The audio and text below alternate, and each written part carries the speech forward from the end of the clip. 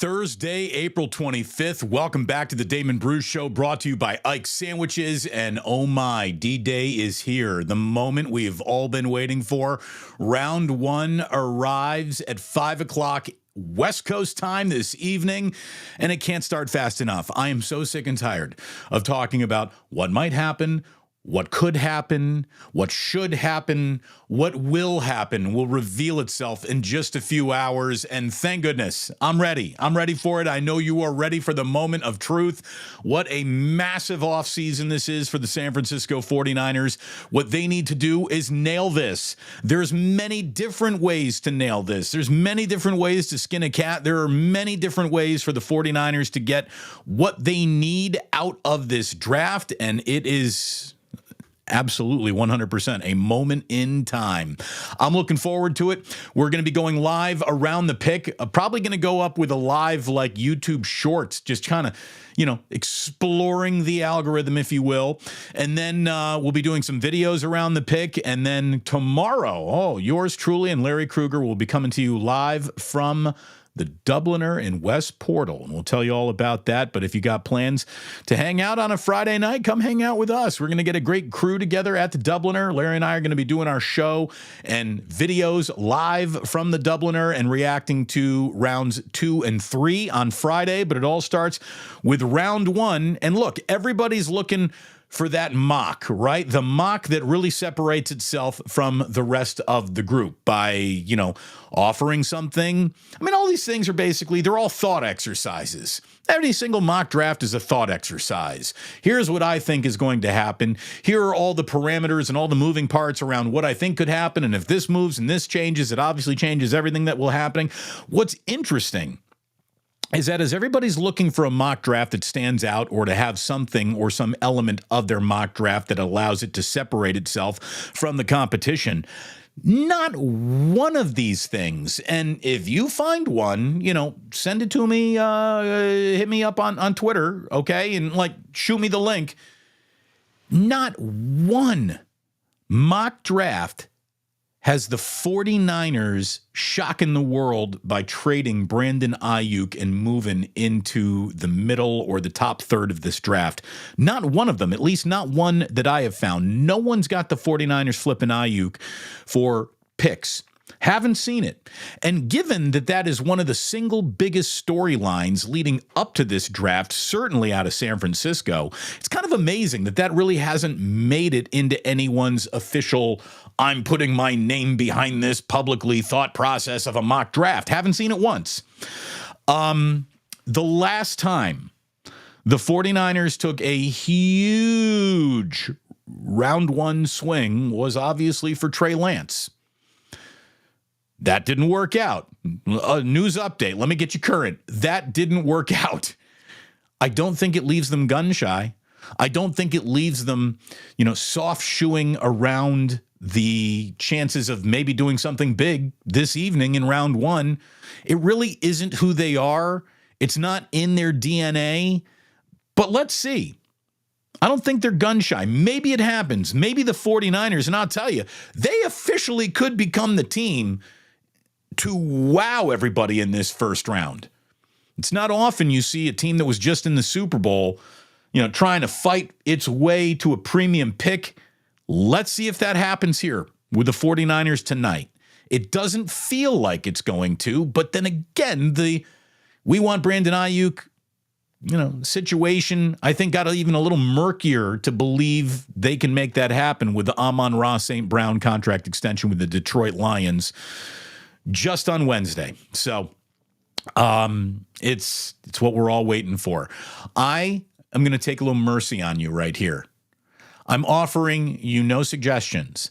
I'm offering no play. I got 50 different freaking videos up that you could go through about potential draft picks and what might happen. I'm so sick and tired of what might happen. Get back to me with what is happening a little bit later on tonight. We do have one other thing, though. We've got a final mock here from Daniel Jeremiah, who introduces a name that we haven't been talking a lot, and we will get to that. But have you seen George Kittle has gone on record about the whole Brandon Aiyuk situation? I want to read this to you. He says, his official position is, I don't know how we don't keep Brandon. It's basically what Kittle has told a reporter, saying that, he keeps on saying to Brandon Aiyuk, just be patient. Be patient with this process. And if the 49ers aren't running to you to throw the amount of money at you that, you want right now, it doesn't mean that they won't. They're just methodical with how they go about these things. Kittle says, and he's been through this process. He's waited for that contract to take him beyond that fifth-year option, to make him feel secure with the 49ers. He waited for it, and he eventually got it. Little patience paid off for George Kittle, and that's what he is just telling Brandon Aiyuk, summon as much patience as you can right now. Quote, I haven't asked the details of his contract or anything like that, but it's just more of a, hey, be patient. It's kind of the way the Niners do things. I didn't sign my contract until 2.5 weeks into training camp, and that's pretty stressful when you have to go out there and practice while doing a deal. So I told him, be patient. Continue to work on your craft. Don't let anything distract you. Just go out and be yourself every single day. So Kittle giving Brandon Aiyuk the right advice. Again, if Brandon Aiyuk is in this for just the most amount of money possible, it feels like the 49ers will not be the team that offers him that. But a fair deal is something that I certainly hope that they're, very hard working on, trying to sell to him. And look, if it doesn't happen, it doesn't happen. But I want Brandon Aiyuk back. I also understand why it might not happen, and let's see if the Niners don't get frisky and pull off the trade that redefines what this first round could look like for everybody involved. I mean, like I said, go back through all the mocks. Go back through everything that you've looked at. Not one has the 49ers crashing the party. So if they crash the party tonight, the headlines would be plentiful, to say the least. Came on just a touch late today because I was finishing up a refill here. And let me tell you, that, my friends, is a stellar sip of the day. An outstanding sip of the day. Oh, that was good. I wish you could have joined me in that sip of the day. Let's see. So Daniel Jeremiah, guy who works for NFL Network, who I really respect. His mocks are always very good, I think. He's got the 49ers in his final mock just released, taking Texas wide receiver Xavier Worthy. It just feels like the 49ers always look beef, always look D-line, have reasons to look O-line. But Xavier Worthy is who Daniel Jeremiah has got the Niners taking at 31, and he even goes on to say it's his favorite fit of the first round. We saw what Tank Dell did in a similar system in Houston, and we know what Mike McDaniel's been able to build around with so much speed at receiver in Miami, and Worthy gives Kyle Shanahan a similar weapon. Another bio, though, and this is where I have trouble wrapping my mind around Xavier Worthy being the pick, is just because he's slight. And what is he going to do in the blocking game? Again, how you block as a wide receiver, I think, means more to Kyle Shanahan than any other coach in football, maybe but for Jim Harbaugh, right? So another bio has, this is, basically you're making the deal with the devil. Will you trade a slight frame for the elite speed that you get with a player like Xavier Worthy? Worthy's going to find separation. It allows him to explore verticality or go across the hashes against man coverage, but he lacks playing strength and real quickness to defeat a quality NFL press. Well, again, how does that fit perfectly into what Kyle's going to ask his wide receivers to do? Xavier Worthy's measurables, though, they're considerable. First of all, he's not a very big guy. He's only 165 pounds. He's 5'11". He's from Fresno, but he runs like the wind. He's got a 4.21 40 time with a 1.49 10-yard split, a 41-inch vertical. The kid is a hell of an athlete. But it feels like he would need at least a year in an NFL weight room before he's ready to go out there and make impact difference in the NFL. Again, returning to find the wide receiver that made a big impact during his rookie year for Kyle Shanahan, not a lot there. Definitely not a lot there.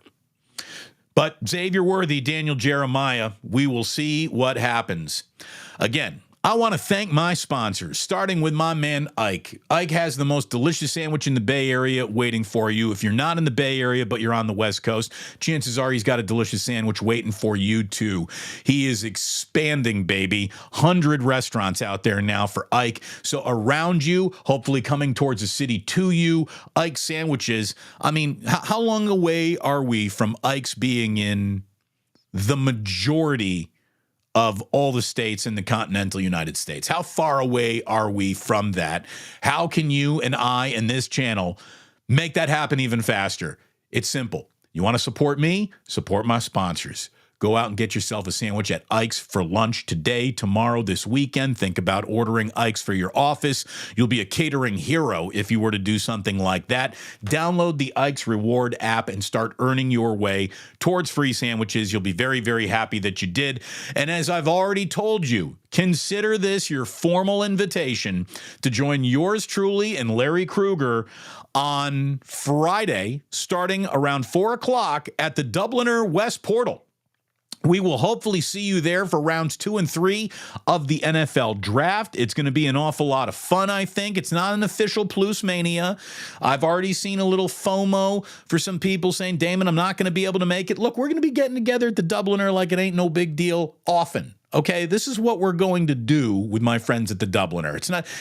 You don't need to go out of your way to make it tonight because it's the last chance you're going to get to hang out. Not at all. This is just the beginning, my friends, and the only rule is it begins. So tonight is the first of many, hey, come on, let's hang out and have a little fun at the Dubliner. We hope you can make it on Friday night. And if you can't, we'll be back at it again soon, I promise. Really looking forward to it, though. You've been an incredible audience, and I want to be able to thank you in person as often as I can. I got a little announcement at the end of today's show about some channel growth that those of you who are diehards have been a huge part of, and it's some good news, and I'm happy to share it with you a little bit later on at the end of today's show. A couple of other things, though, before we get there. First of all, this is the first good thing coming out of the Washington football franchise in the last 25 years, basically. The announcement today that the Commanders are going to retire Darrell Green's jersey. How has it not been already? Oh, that's right. Daniel Snyder was an absolute snake. That's how.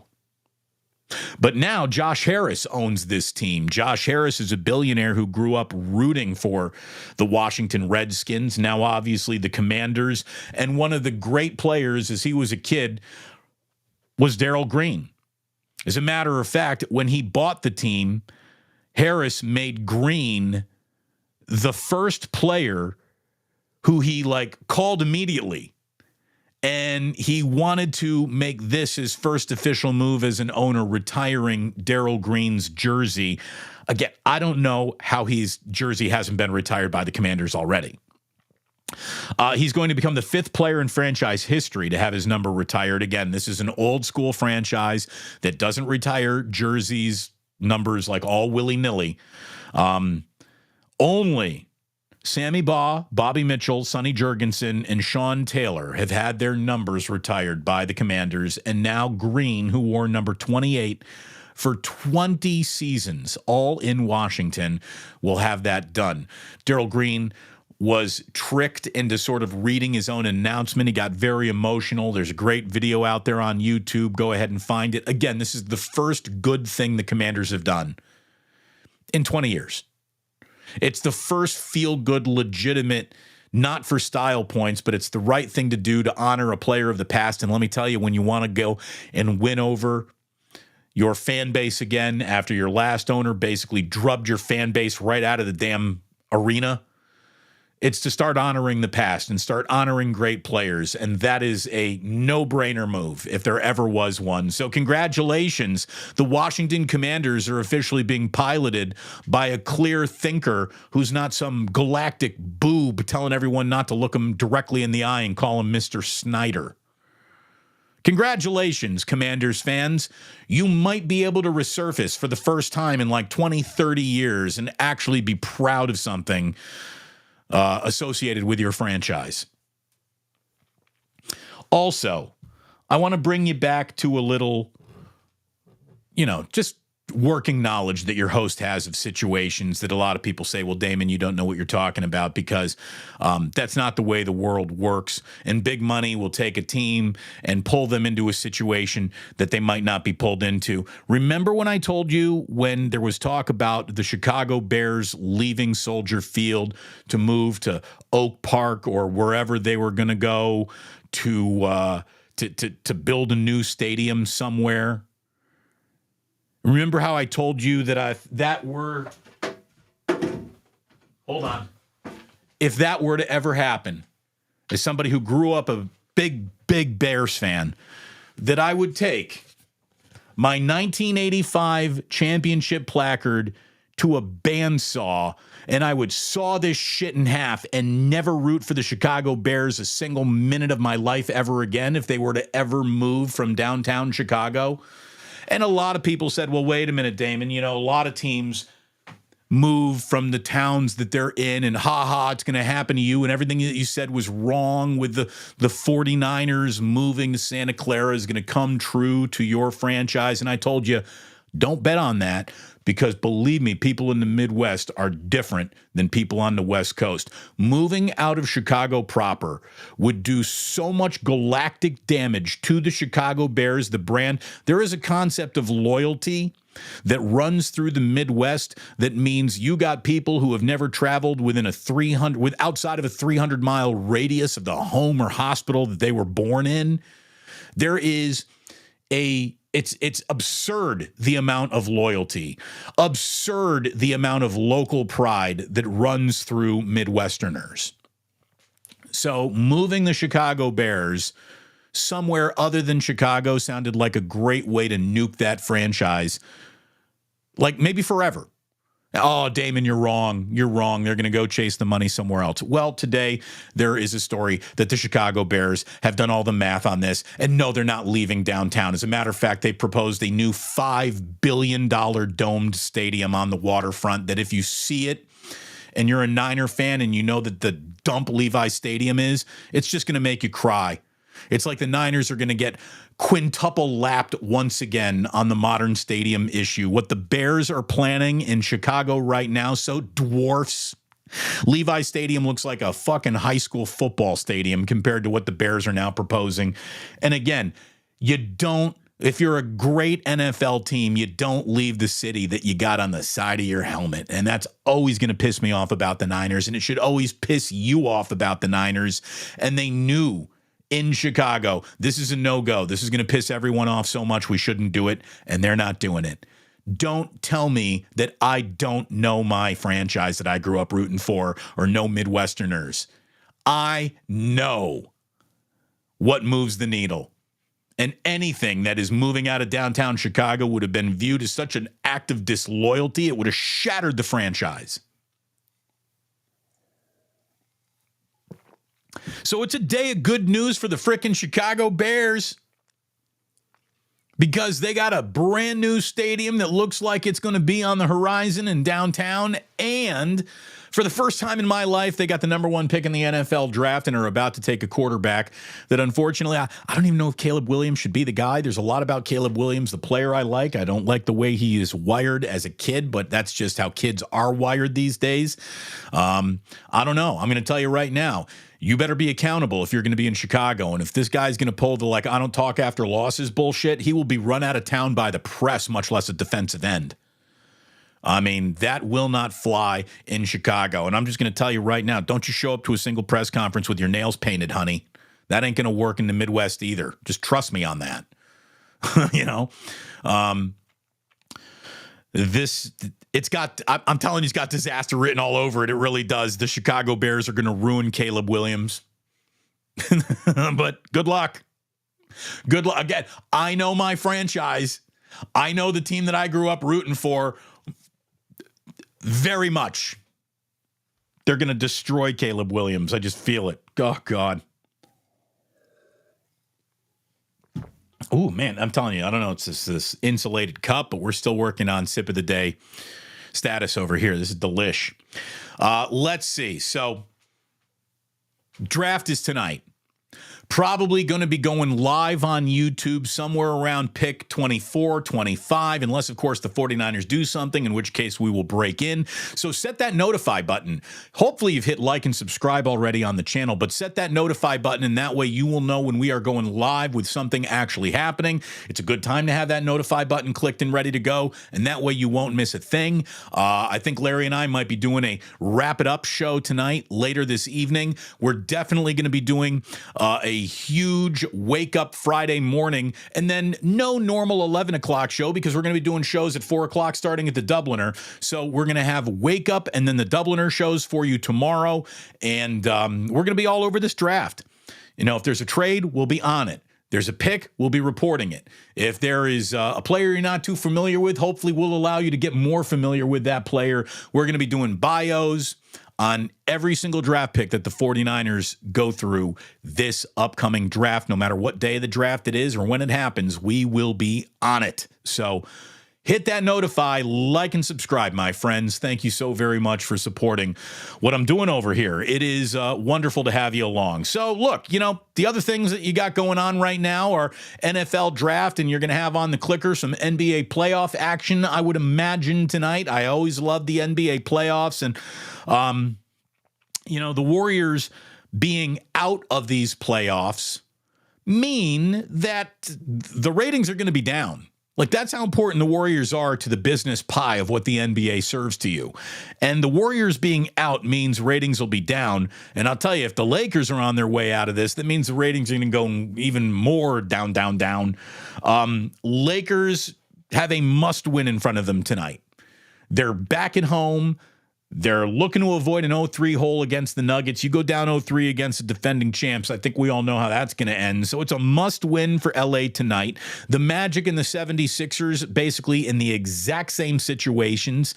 They need to win on their home court, or all of a sudden you are looking at 0-3 right in the eye. Wednesday night, Eric Spoelstra proved that he really is the best coach in this league. He's got the Heat going into Boston and winning a game without Jimmy Buckets. That's some real coaching right there. The Thunder absolutely blasted the Pelicans on Wednesday night. And honestly, the Thunder might be the best watch in this league right now. They are so fun to watch. They are a really good basketball team. I mean, they're ahead of schedule in their future. They really are. And they have more pieces to add a piece that could change their franchise forever this upcoming offseason. It's a good sports investment right there. Oklahoma City Thunder. They're fun to watch. They're good. They're young. And they've got more avenues to add big-time talent than maybe any other team in the league. So really, really interesting stuff going on there. The NBA playoffs are fun. And look, the NBA was a big success this year. 172 sellouts across the league. 22,536,341 total fans, the most ever, who have paid to watch an NBA game.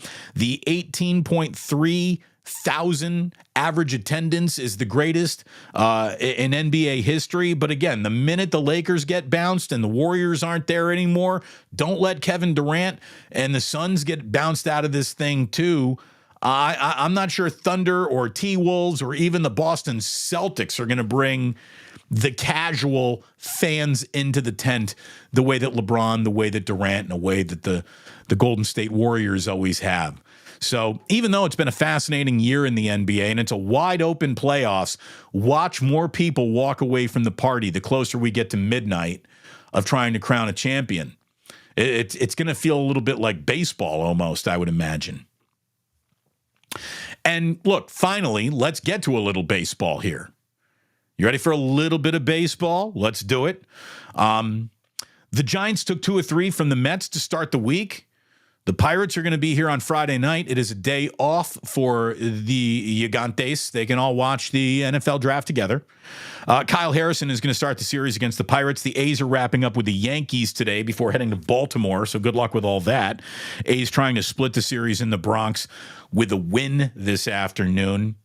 The one other thing that I wanted to tell you about baseball, and this is just a little factoid, a little nugget for something that we haven't really talked about at all because we've been immersed in all NFL draft anything, rumor, whisper. That's where our attention has been. John Sterling just retired as the play-by-play voice of the New York Yankees.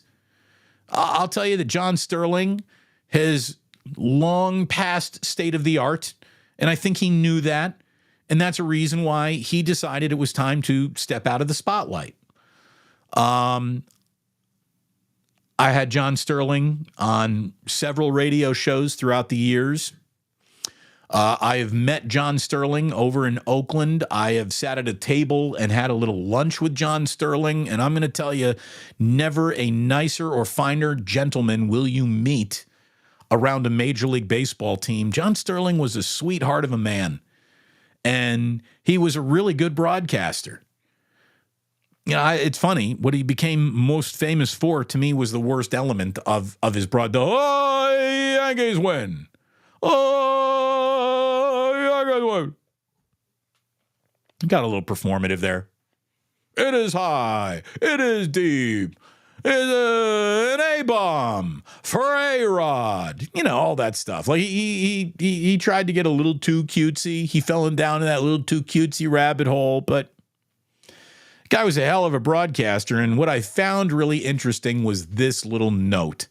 Because look, we're losing great broadcasters. We're watching a generation of great broadcasters that have connected with us deeply, sort of begin to age out. Obviously, with Vin Scully, leading the pack a few years ago, stepping away from baseball. There's a romance that we have with our baseball broadcasters that is deep and real. Vern Lundquist leaving the Masters, that hurts. Jim Nantz bowing out of the Final Four, but he's not gone anywhere. He's still going to do football and the Masters. But we don't have too much time left with Kruk and Kipe. Let's be completely honest. We don't have much time left. If you would want to sell me like, hey, you get 5 more years of Kruk and Kipe right now, I would buy it. That's all you get. I don't even know if they got 5 more years left together. I hope that they do. But we are watching our great announcers age out. John Sterling did so many Yankee games. I found this. This is from Ryan Spader, who is the ace of Spader on Twitter. John Sterling called 29.5% of all games in Yankees franchise history. This includes 49.9% of all of their postseason games and 100% of Derek Jeter's plate appearances. He never missed a Derek Jeter at bat. There was a long run there where John never missed a game. So, didn't say it when it actually happened. It's a little old news, but I wanted to get it on. Just cheers to John Sterling. What a true gentleman in a world that is losing its true broadcasting gentleman. Luckily, I'm here on YouTube now as YouTube's broadcasting gentleman for you. So there we go, boys and girls. There we go. Dale Green was a stud. Oh, yeah. Darrell Green was an absolute stud. Absolute stud. Burner. UC Steve wants to know, hey, Damon, if we can't get to the Dubliner, can we just get to the after party at your house? I won't give you the address, but if you can make it over here, I'll be very impressed and sure. You're going to have to be incredibly quiet. We're going to have 2 little boys in bed, so it's going to be one of those, shh, don't make any noise parties.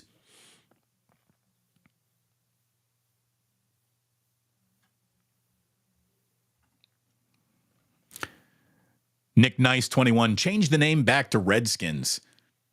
I mean, I wouldn't be offended. Simple words don't offend me. I'm a little bit too smart for that. I wouldn't be offended. I don't think anyone really was offended. I think it was performative offense.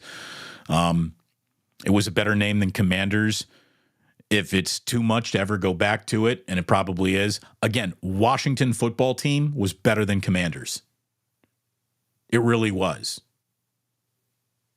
It honestly was.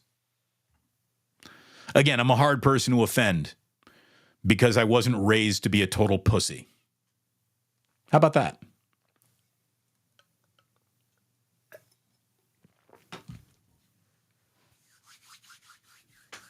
I can't wait for this freaking draft to start.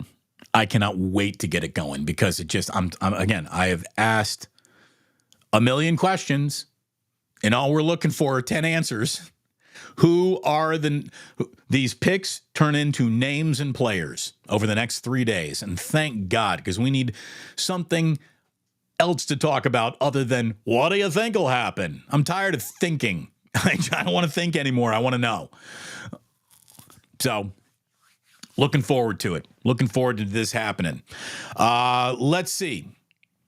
I tell you what, instead of doing an official Club Plus today, let's keep everybody who's listening on the podcast on board. Let's just go through what we got over here in this chat right now, because Mike Baker says, you know what? This group is just awesome. Mike Baker, you are right. It really is an awesome group. This group is why the Dubliner wanted to become a sponsor of the Damon Bruce show. It's because they're thinking, who are the group of people we would like to invite to this bar? And they chose you. They chose me. They chose us. So what a compliment, right?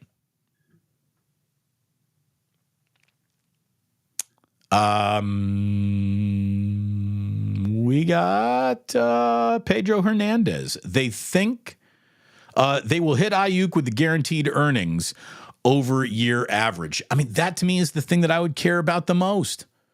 And that's it. That's all I would care about. All I would care about.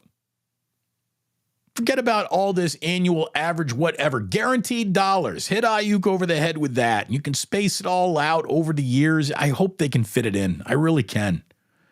I really do. I look at it this way. Parag and Co. are smart. But I don't know if they're going to ever drop $30 million on any wide receiver when they just don't play football. There's no way the 49ers are going to throw a single guy 150 passes over the course of a season. Not once. There's not one he needs to be fed wide receiver, I think, conceptually in Kyle Shanahan's offense. If he had one, great. I don't think he wants one. He wants to spread it around. He wants to keep teams off balance, defending every blade of grass, and then instead of just going back to one guy over and over and over again.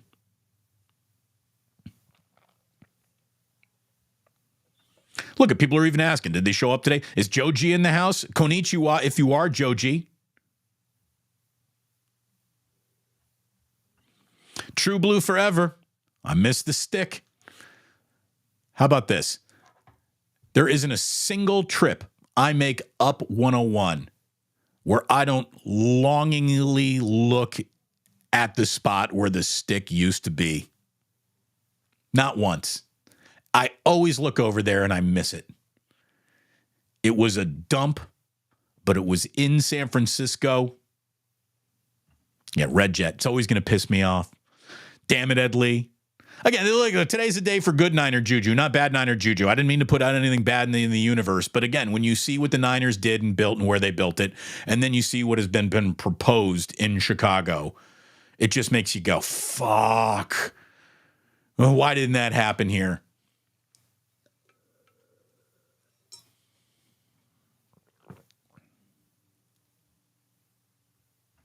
Candlestick forever. Keys are forever. Red Jet forever. Thank you, Red Jet. Oh, by the way, Joji's here. Konnichiwa. Thank you, Joji. Glad to see that you've officially reported. This is a really good point. And again, I would just name the USC quarterback that's had any type of success behind Carson Palmer. Sean Salisbury.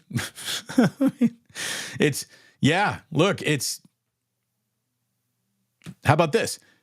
Name any quarterback that's ever had success with the Chicago Bears. I mean, this works both ways. So, again, they're going to ruin poor Caleb Williams. It's what the Bears do. And you watch, just to add insult to injury, while they're ruining Caleb Williams, watch, Russell Wilson go down and all of a sudden Justin Fields start clicking with the Pittsburgh Steelers. Like he gets it all of a sudden, the light comes on and he turns into a hell of a quarterback. It would be just like the Bears to come off of a guy after they developed them to have another team allowed to have success with them. It would be, it's so Chicago.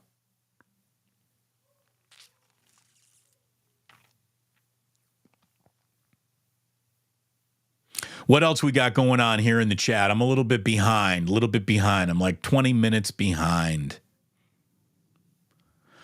49ers need to trade back for another Mr. Irrelevant. Yeah, just trade all of your 10 picks back for the final 10 picks of the draft. You had so much success back there that you're living there now. All you want are late 7th round picks.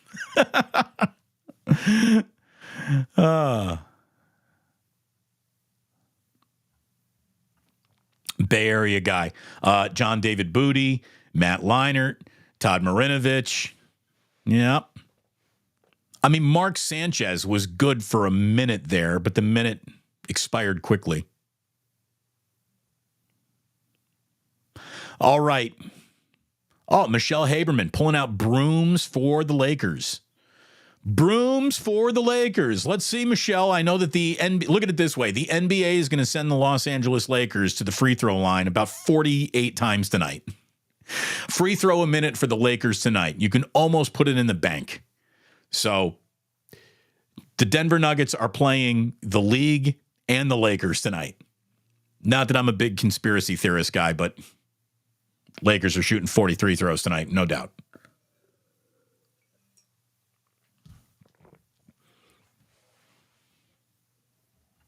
You think Kevin Durant's going to request a trade back to Oklahoma City?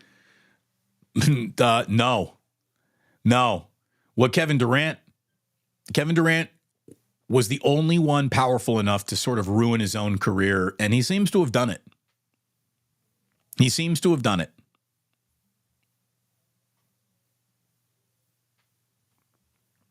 Chef A.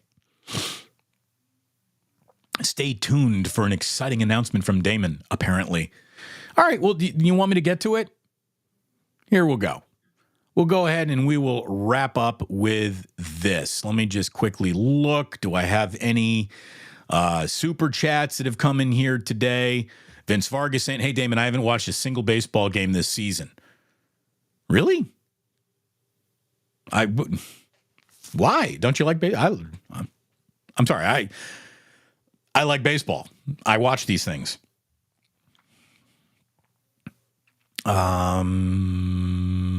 Let's see. What else we got? Does Team USA win a medal in the Olympics this year? I say no chance. Oh, Bay Area guy, I think they're going to win the medal. How about this? Anything other than them winning the gold would be an upset.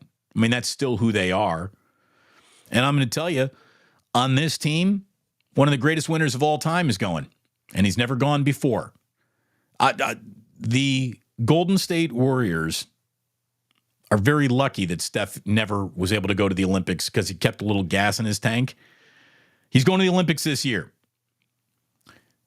Team USA has won 4 gold medals in a row in the Olympics, and Steph Curry's going for the first time ever. Steph Curry's not going to Paris to find anything other than gold. So I think he's going to they're going to get the gold. Again, if you're just sending Kevin Durant, that frickin' not leader loser that he is, probably not. Actually, Kevin Durant, when he gets to the Olympics, is pretty good. He's one of just 2 players to win 3 gold medals, Carmelo Anthony being the other. So let's see. Look, the United States better win the Olympics. Chef A saying, I absolutely love our baseball broadcasters. So fucking deeply rooted in America. Remember when baseball was America's pastime? Yeah, I do. It's amazing how things have changed. Amazing how things have changed. What did I do wrong? You ain't no daisy, Damon. What do you mean, like young and fresh? Pretty good still. But yeah, middle age is upon me. There is no doubt about that. Let's see. I think that's it.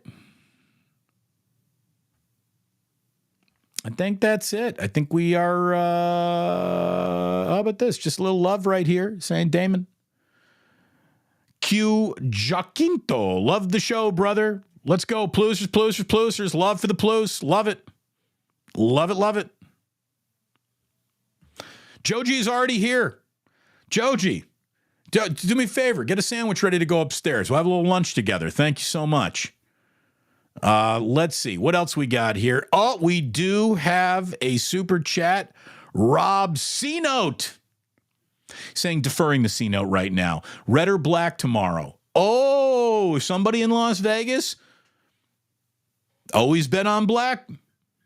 Rob always bet on black. Can't go wrong there. Michael Norris saying Ike's forever. Hell yeah, it's a delicious sandwich. Ike's forever. Candlestick was a dump, but it was our dump. Sure was. Postman's always got love for us. Oy, oy, oy! Thank you, Postman. Thank you very much. All right, so here is how we are wrapping up this one today. And I thank you all for tuning in. I thank you all for watching. I thank you so very much for being a part of the reason that today, this morning, here we are. So we officially launched live shows here on YouTube on what was it? April 3rd, 2023. So it is now, April 25th. So we're a year and a few weeks in to us being here on YouTube together. Today, and this is a small, humble number for so many other channels, but it's a milestone over here. 4 million views. 4 million views on this channel over the live shows, the videos we've put up, and the shorts that we've done together. 4 million views, which is pretty good for a year and a month. And without those, I mean, it wouldn't be working. So thank you for your eyeballs, for your attention, for your liking, for your subscribing. And again, if you really want to help the channel, just go ahead and bring up some shorts. Start watching them. Click, click, click, click, click, click, click. It really helps. Thank you so much for being an incredible supporter here. Oh, look at here. True Blue Forever. He's coming up on month number 4 of being initiated. So what do you get? Do you get a special sticker? I don't even know what color do you turn at month 4? I don't know. I should know these things. Again, I'm working on it. I'm still getting this whole thing down. It's taken a while. It's taken over a year and a month. But we're at 4 million views, and I thank you all very, very much for getting us there, for supporting, for watching. It means an awful lot. And if you are still listening to today's podcast, you're necessary too. Thank you so very much. Listen to the podcast. Make sure you download that podcast. You're gonna get that podcast, just like Draymond famously said. And thank you for supporting everything we are doing. It means an awful lot. 4 million views. We're approaching 19,000 subscribers. Please hit like and subscribe. You're all incredible. Thank you very, very much. Look at this. Non-stop till 49,000 subs. Go, Damon, go. We're trying to get there. We'll get there. Honestly, that number feels attainable by the end of next football season. It's feeling like it could happen. Absolutely feeling like it could happen. So thanks very much. You're incredible. I appreciate it. Jillian appreciates it very much too. Thank you from the Bruces, the Plooses, and to all of you, A Tribe Called Ploos. You're incredible. You don't have to go home. You can't stay here. Hopefully you plan on joining us at the Dubliner, 4 o'clock on Friday. Dubliner West Portal, not to be confused with another Dubliner somewhere in the city of San Francisco. Dubliner West Portal, 4 o'clock Friday. Be there. Be here for any and all live draft updates as they happen tonight, and then rounds 2 and 3 tomorrow from the Dubliner. Thank you. Like, subscribe, notify. And please do remember that sports don't build character, they reveal it.